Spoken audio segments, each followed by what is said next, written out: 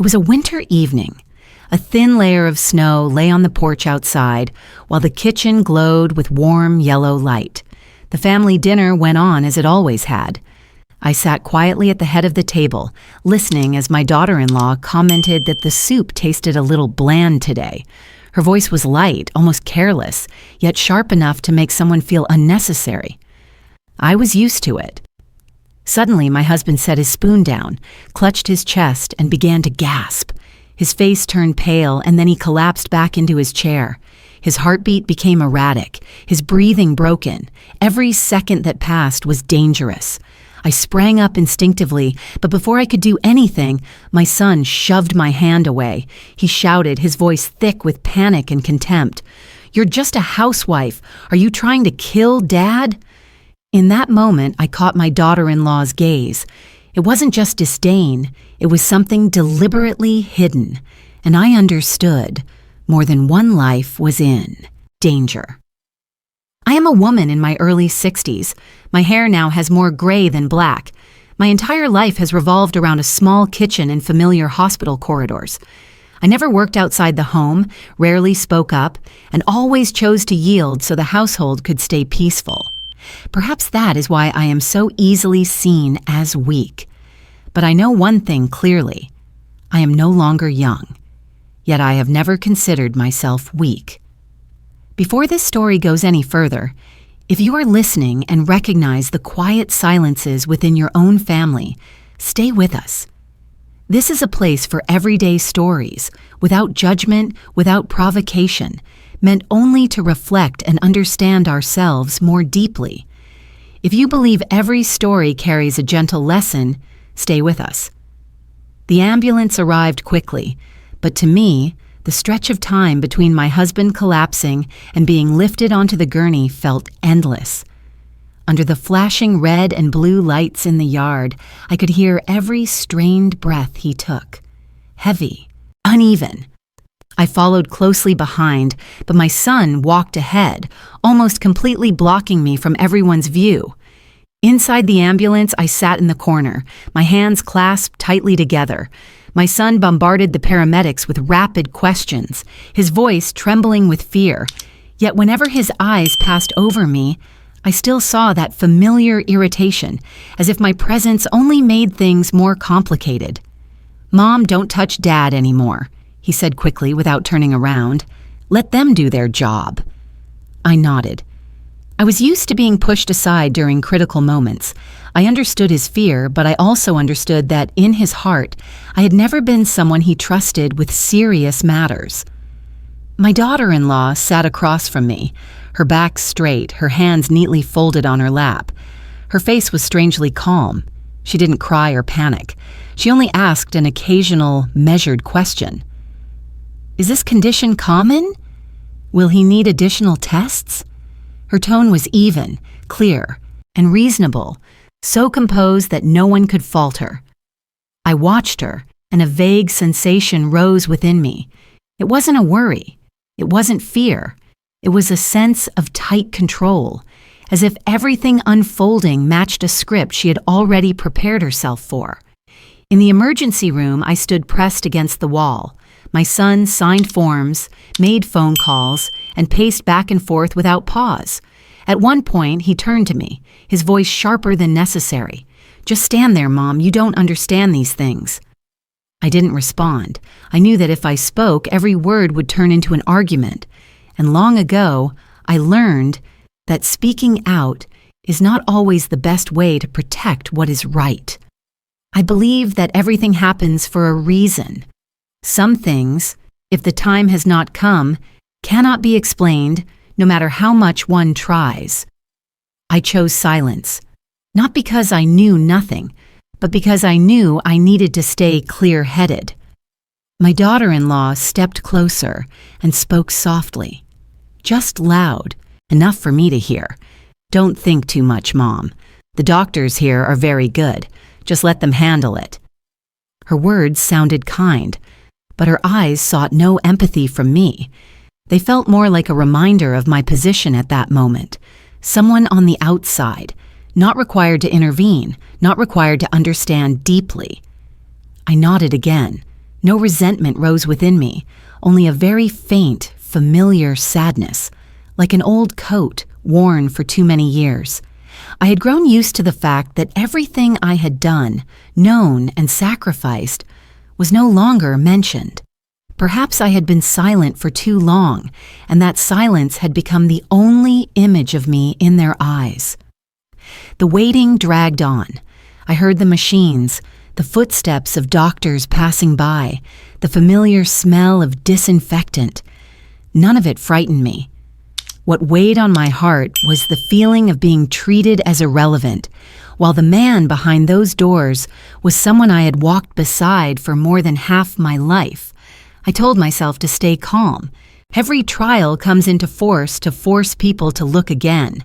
Perhaps today, this disregard has reached its peak. But I believe that nothing remains buried forever. When the time comes for clarity, the truth will find its own way out, without anyone needing to shout. I stood there quietly, keeping my heart steady, because I knew that if I let anger or humiliation guide me, I would lose what mattered most in that moment, and I did not want my spirit to lose in the very trial meant to test it. Nearly an hour later, the emergency room doors opened. A middle-aged man stepped out, tall, slightly narrow-shouldered, his white coat still carrying the sharp scent of disinfectant. He scanned the area, his gaze settling first on my son, then briefly passing over my daughter-in-law. When his eyes reached me, he stopped, only for a single, brief second. But I recognized it immediately. He stood still, as if checking his memory. Then he took a step toward me, his voice slowing. "Excuse me, are you Mrs. Evelyn?" That name was one I had not heard spoken in a very long time. Before I could answer, my son spoke up. "Doctor, you're mistaken. My mother is just a family member." The man did not take his eyes off me. He tilted his head slightly, still unconvinced. "No, I don't believe I am. Did you ever work at a large hospital a long time ago?" My daughter-in-law smiled, the familiar, polite, social smile. "You must be mistaken, doctor. My mother-in-law has been a homemaker for decades." I remained still. I neither nodded nor denied it. I looked at the doctor and saw in his eyes not idle curiosity, but something closer to restrained respect. He took a deep breath and continued, his voice firmer now. "If I am mistaken, please forgive me. But many years ago, there was a woman who taught me that when standing before a human life, the most important thing is to remain calm. She said that if fear takes the lead, your hands will tremble." My son turned. "Look at me." His expression filled with confusion. "Doctor, what are you talking about?" The doctor seemed slightly flustered, as if realizing he had said more than necessary. He looked at me again as though asking permission. I gave a very slight nod. He went on, his voice lowering. "Back then, I was just a young doctor, full of self-doubt. There was a woman who patiently guided me through every small detail, never raising her voice, never acting superior. She was highly skilled, but what I remember most wasn't her knowledge. It was how she faced pressure." The air around us seemed to slow. My daughter-in-law no longer smiled. She stood still, her hands tightening slightly together. My son shook his head as if refusing to believe it. "Doctor, you really must be mistaken. My mother has never—" The doctor interrupted, polite but firm. "I may be mistaken about the name, but I am not mistaken about the person." He turned to me, lowering his voice. "If it is truly you, then you know what I am referring to. And if you do not wish to revisit it, I fully respect that." I looked at him, then at the emergency room doors behind him. The man I loved was still lying inside, balanced on a fragile line. I understood that some truths do not need to be rushed. I was not here to talk about myself. I was here for only one reason. I spoke softly, loud enough for everyone to hear. "Right now, doctor, please tell me about my husband's condition." The doctor nodded. He asked nothing further, but in his eyes I could see one thing clearly. What had been buried for a very long time might finally be ready to speak for itself, without me pulling it out, without me proving anything. I remained standing there, silent. But I knew that from this moment on, the story would no longer follow its old path. The doctor returned to the emergency room. Before leaving, he said only one brief sentence, clear enough for everyone to hear. "We will do everything we can. Please, wait a little longer." No one spoke after that. Silence settled again, but it was no longer the heavy silence from before. I could clearly feel my son's eyes occasionally flicking toward me, as if a question had just formed in his mind, one he was not yet ready to face. We sat down on the long bench in the hallway. The fluorescent lights shone stark white, reflecting off the cold tiled floor. I looked down at my hands. These hands were used for household chores, cooking and laundry. But there was a time, long ago, when they were used for something else. I had not intended to tell. I had never planned to speak about my past at this moment. But some things, once stirred, do not require an invitation to remain present. My son spoke first. His voice was slower now, no longer sharp as before. "Mom, that doctor said he knew you. What was that about?" I lifted my gaze to him. His face was both exhausted and confused. I no longer saw apparent contempt there, but rather an empty space, waiting to be filled. I took a gentle breath. "I used to be a doctor," I said simply, nothing more. My daughter-in-law shifted slightly. "You mean, used to?" she asked, her voice carefully steady. I nodded. "A long time ago." I did not go into detail, not because I wanted to keep secrets, but because I knew that with things like this, saying less often makes people hear more clearly. I had studied and worked at a large hospital. I had faced complex cases and spent many sleepless nights. I once believed my life would follow that path for a very long time. Then my son was born. When the doctor placed him in my arms, I knew immediately that something was wrong. His heartbeat was irregular. His breathing is weaker than usual. In the days that followed, I heard medical terms I understood all too well, terms I never wanted to hear in that situation. An underdeveloped heart, high risk, low chance of survival. A colleague looked at me, his eyes filled with both sympathy and caution. "Maybe around 30%, he said softly, as if afraid I might not withstand it. I did withstand it, not because I was stronger than others, but because at that moment I had no choice but to remain calm. I understood every risk, every possibility. I also understood that from that moment on, my life stood at a crossroads with no map. I could have continued my work. I could have entrusted my child to others, as many people did. No one would have blamed me if I had chosen that path, but every time I looked at my son lying in the incubator, his tiny hand gripping my finger, I knew there was one thing I would never forgive myself for abandoning. I chose to stay. Not because I thought myself noble, not because I wanted to be a hero. I was simply a mother choosing the path that would not weigh heavily on my heart when I looked back. I gave up my career, step by step, quietly, without announcements. I simply walked away from what I had once been attached to. My son listened, in silence. I did not look into his eyes at that moment. I did not want to see his reaction too soon.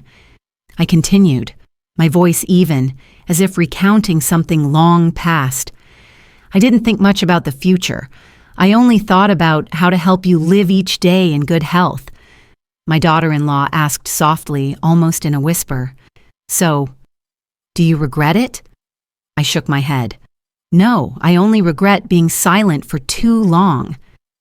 I did not tell them how I learned to live with two roles at once. I did not tell them about the nights I stayed awake just to listen to my son's breathing. I did not tell them because those things were not meant to prove anything. What I did because I believed it was right, not for the sake of being acknowledged. I paused. The hallway remained quiet. Somewhere, a door closed gently. I knew that for my son, what he had just heard was not only the truth about me, but also the truth about himself. And I also knew that this truth would need time to find its proper place in each heart. I added one final sentence, slowly. I never thought you owed me anything. I only did what my conscience allowed. I fell silent again, not because I had nothing left to say, but because what needed to be said was enough. The rest, I believed, each person would find their own answers in their own way. After that day, I said nothing more about my past. I didn't explain the details of the years that had gone by. I believe some things lose their original meaning if they are discussed too often. Our lives continued, outwardly not very different from before. But to me, every day beside my son was a day that required quiet attention. When my son was young, I always took him to school a little earlier than necessary. I liked standing in the schoolyard, watching him run and play with his friends before class. It wasn't because I was afraid he might fall, but because I wanted to observe his breathing after each burst of running. If I noticed him breathing faster than usual, I would gently tell him to sit down and rest, saying it was to avoid getting tired. As he grew older, he developed an interest in sports. I allowed it. I simply chose activities that were appropriate and constantly reminded him to warm up carefully. Every time he went out onto the field, I sat in the stands, one hand resting on my own chest, listening to my heartbeat, then looking at him and counting his breaths silently in my mind. No one knew this. To everyone else, I was just an overly cautious mother. Some evenings, after he fell asleep, I sat by his bed and placed my hand on his back, feeling the faint rise and fall of each breath. I didn't wish for anything grand. I only hoped that tomorrow would arrive normally, just like today. The pills began around that time. I never called them by their real name. I called them vitamins. I told my son they would help keep him strong and less tired from studying. He believed me. He never asked more. Perhaps because I always said it in such a natural tone, as if it were an ordinary thing in every family. I prepared the medication regularly, always on time. I changed the type when needed, but kept the familiar shape and color so he wouldn't suspect anything. I didn't feel like I was hiding something. I felt that I was protecting his peace in the way least likely to frighten him. There were times when I felt tired. Not tired from caring for him, but tired from having to keep everything looking normal. I didn't want my son to grow up feeling weak. I wanted him to believe he could live like everyone else. And to make that possible, I accepted standing behind the scenes, unseen. Years passed like that. My son grew older and stronger. His follow-up appointments became less frequent. I began to breathe more easily when he went far from home. But the habit of listening and watching never left me. It became a part of me, like breathing itself. I never thought that one day my son would need to know everything. I didn't do these things in the hope of receiving gratitude. I never thought he owed me anything. To me, caring for my child was not an investment meant to yield something in return. It was simply what I felt I needed to do, so my heart could remain at peace. Some people once asked why I didn't tell him, so he would appreciate it more. I only smiled. Appreciation that comes from a sense of debt is not what I wanted. I believe everyone has their own path to understanding what truly matters. No one needs to push them along faster. Cause and effect, to me, is not something grand or abstract. It lies in the minimal choices made each day. When I chose to care for my son in silence, I accepted that I might not be understood, might not be acknowledged. But in return, I preserved my own inner peace. And for me, that was enough. I didn't act to be thanked. I only did what allowed my conscience to remain clear. If one day my son understands, I see that as fate. If not, I don't feel lacking. Because during those years, I lived in accordance with what I believed was right. And perhaps because I expected nothing, when things finally began to change, I wasn't overwhelmed. I simply accepted it quietly. just as I had quietly cared for him for so many years. The silence stretched on for several more days. My husband gradually stabilized. My son stayed at the hospital more often, speaking less. My daughter-in-law behaved as she always had, attentive, proper, beyond reproach. But I noticed one thing. She avoided meeting my eyes. One afternoon, when my son went down to the cafeteria to buy food, only the two of us remained in the hospital room. The steady beeping of the heart monitor filled the air. I sat by the window, looking out at the small courtyard below. I hadn't intended to start a conversation, but she spoke first. "Are you tired, Mom?" The question was gentle, perfectly appropriate. I shook my head. "I'm fine." She stood there for a moment, then continued, her voice lower. "There are some things I think maybe you should have said earlier." I turned to look at her. This time, I didn't avoid her gaze. "What are you talking about?" Her hands tightened together. Her usual composure was no longer intact. I knew, before the wedding. I wasn't surprised, perhaps because deep down I had sensed it for a long time. I asked only one question. "How long have you known?" "Almost 10 years, she answered. "I came across an old article by chance. Then I looked further. It wasn't difficult." I nodded. 10 years was long enough for someone to choose deliberate silence. I didn't blame her. I only needed to understand. "Then why didn't you say anything?" I asked, my voice still even. She hesitated. Then, as if releasing everything at once, she spoke more quickly. "Because I was afraid. I was afraid that if he knew everything, I would no longer have a place in his life. You sacrificed too much. I didn't know where I would stand." I listened. I didn't interrupt. I didn't argue. In her words, I heard not only calculation but a very real insecurity. A woman afraid of becoming small beside an immense sacrifice. "I thought," she continued, her voice trembling slightly, "that if everyone believed you were just a housewife, everything would be easier. For me, for the whole family." I understood, but understanding does not mean accepting it forever. I looked at her and spoke in a slow tone. "I don't blame you for being afraid. Everyone has their fears, but maintaining that image and allowing it to hurt others is something I can no longer stay silent about." She lowered her head. "I never thought things would go this far." "But they did," I replied, "and now I need to set boundaries." I didn't raise my voice. I didn't recount my past years. I simply stated what needed to be said. "I don't need your admiration or gratitude, but I do need respect. At the very least within this home." She looked up, her eyes red. "Are you going to tell him everything?" I shook my head. "No. What my son needs to know, he will come to know in his own way. I don't use the truth as a weapon." I paused, then added, "But from now on, I will not allow anyone to decide for me who I am." The room fell quiet. She sat down in the chair, covering her face with her hands. I didn't step forward to comfort her, not because I was cold, but because I knew this was the part each person had to face on their own. I understood my daughter-in-law's fear. I understood why she had chosen control. But I also understood that if I continued to accept it, my silence would become an excuse for further harm. Understanding does not mean accepting indefinitely. And kindness, without boundaries, gradually turns into self-inflicted pain. I turned back to look at my husband, who was sleeping. His breathing was steadier now. I knew this confrontation wasn't loud. There were no dramatic tears or harsh words, but it was necessary. Not to defeat anyone, but to put things back in their rightful place. And for the first time in many years, I felt my heart grow a little lighter.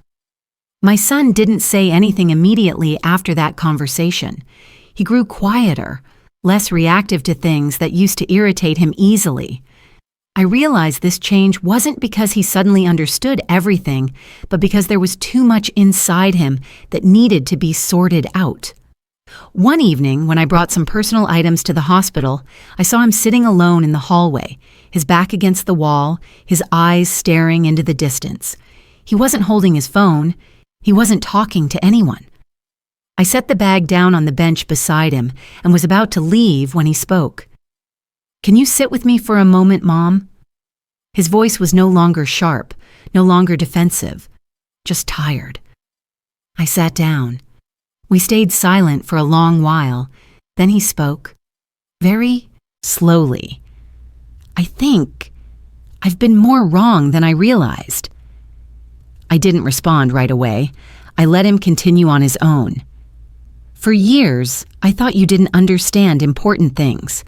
I thought you only knew how to worry about small household matters.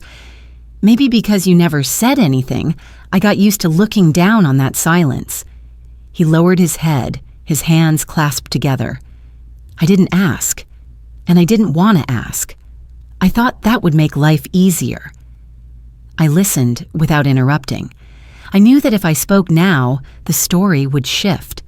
This was his part. "I don't know when it started," he went on, "but maybe it was when I believed I had grown up, that I understood life better than you did. I thought I was protecting the family, but really I was only protecting my own narrow view." I looked at my son's face. He was no longer the boy he once was, but he wasn't yet fully a grown man either. Some realizations come very late, when people are forced to face what they have avoided for too long. "I'm sorry," he said.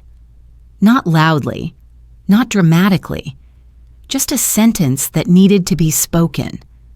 I nodded. "I've heard you." I didn't say how much I had been hurt, not because I didn't remember, but because I didn't want to turn this moment into a trial. I said only one sentence, enough to close it. Being able to look back at yourself is already a step toward maturity. He looked up at me, his eyes red but without tears. "I still have a lot to learn." "That's okay," I replied. "No one learns everything on schedule." We sat there a while longer. No further explanations were needed. I knew this awakening wouldn't make everything better overnight, but it was the beginning of a fundamental change, one that didn't come from pressure or guilt, but from the courage to look honestly at oneself. And that was how my son began to grow up, not through grand decisions, but by admitting that there was a time when he had been blind. One morning, after my husband had been transferred to the recovery ward, the doctor from the other day came to see me. He stood at the doorway and knocked lightly, as if afraid of interrupting. I was organizing a few personal items, small tasks that helped keep my mind steady. "May I speak with you outside for a moment?" he asked. We stood in the hallway near a window overlooking the trees behind the hospital. He spoke slowly and carefully. He explained that the hospital was dealing with a complicated case, a child with a heart condition closely resembling what I had faced in the past. They needed someone with experience, not just on paper, but one who could see the whole picture. "I can't be certain," he said, "but if you're willing, we would really appreciate it if you'd consider it." I didn't answer right away. I looked out the window where the morning sunlight fell on the young leaves. I didn't feel my heart racing. I didn't feel the excitement I once had years ago. Instead, there was an apparent stillness. I knew this invitation wasn't meant to prove anything. No one needed me to demonstrate who I used to be, and I didn't want to return simply to compensate for lost years. That evening, when I got home, my son was sitting at the dining table, waiting for me. He said the doctor had spoken to him about the offer. "You don't have to do it, Mom," he said. "You've sacrificed enough." I looked at him. For the first time, I heard no condescension in those words, only genuine concern. I placed my hand over his. "I know, and that's exactly why I need to think carefully." I thought about it for a long time, not about titles, not about money, but about a more straightforward question. If I refused, would it be because I genuinely no longer wanted to, or because I had grown used to stepping back? I realized that for many years, I had been confined to a single role. I didn't regret it, but if I continued to turn, down every opportunity simply out of fear of disrupting a fragile sense of peace, then it would no longer be sacrifice. It would be shrinking myself. The next morning, I returned to the hospital. I met with the doctor and stated my conditions clearly. I would participate only as a consultant. I needed time, and I needed the right to make a choice. I didn't want my life to be swept away again without a moment to breathe. He smiled, relieved. That would be more than enough. As I signed the agreement, I didn't feel like I was returning to a profession that I had once loved. I felt like I was returning to myself, not to compete, not to make up for anything, but to live more fully with what I was still able to give. That evening, I told my family. I didn't ask for permission. I simply informed them. I choose to live honestly, I said. No more sacrifice. No one objected, and for the first time in many years, my decision felt light, free of guilt or obligation. I wasn't leaving my family behind. I was no longer going to leave myself behind. Life afterwards did not become peaceful overnight. My family did not suddenly understand one another after just a few conversations. There were days when the atmosphere was still heavy. Some meals still carried unfamiliar silences. However, the difference was that those silences were no longer used to conceal anything. My husband recovered slowly but steadily. He spoke less than before, yet whenever he looked at me, his eyes seemed to be seeing someone he had never truly understood. We did not talk much about the past. It was enough to know that from this point on, we were walking side by side, no one standing behind the other anymore. My son began to ask questions, very ordinary ones. Does your new work tire you out? Is there anything you need my help with? These questions were not grand, but to me they were signs of a fundamental change. He no longer assumed that I would always be fine, always available, always sacrificing. He learned to ask before expecting. My daughter-in-law was the slowest to change. She no longer avoided me, but she wasn't entirely at ease either. One evening, she sat down beside me and spoke softly. "I've started therapy." I nodded. I wasn't surprised. Perhaps once everything had been put back in its proper place, she could no longer keep running from herself. She said that for the first time, she had to face her fear of being left behind, her fear of not being good enough, not being important enough. I realized, she said, that I tried to control everything just to hide that feeling. I didn't offer advice. I simply listened. I understood that everyone has their own responsibilities to attend to. No one else can do it for them. "I don't expect you to forgive me right away," she added. "I just hope you'll give me time." I looked at her. "I'm not in a hurry," I replied. "I just need you to be honest with yourself." From then on, things gradually became clearer. There were no more vague words, no more roles maintained simply to reassure others. We learned to express what we needed, and we also learned to accept that some things could never return to their former state. My family still has conflicts, but they are real conflicts, no longer fed by silence or fear. We are not perfect, but we have begun to live more truthfully with one another. For me, that is reconciliation enough. Not because every crack has disappeared, but because we no longer pretend that they do not exist. Now that everything has settled, I have time to sit alone and look back on the path I've walked. I don't see myself as having won over anyone, nor do I see myself as having lost to anyone. What happened was never about victory or defeat, but about a series of choices, each with its own cost. There were years when I chose silence, and the cost was being misunderstood. There were moments when I chose to stand up, and the cost was facing my own fear. But if you ask whether I regret any of it, the answer is still no. Because at each moment I did what I believed was most right. I have come to understand that the hardest thing is not proving oneself right, but keeping one's heart from being warped by resentment or bitterness. When you no longer need to win against anyone and no longer fear losing to anyone, the mind naturally grows lighter. And when the mind is light, one can look at others with less harshness. Life does not give us the chance to go back and correct every decision we make, but it does give us the chance to live the remaining days differently. For me, living differently does not mean doing something grand. It means living more honestly, more clearly, and no longer forcing myself into roles that weigh heavily on my heart. Ultimately, I hope for just a straightforward thing. That is when I look back on this life and can smile, saying I lived in a way that left my heart unburdened. And for me, that is enough.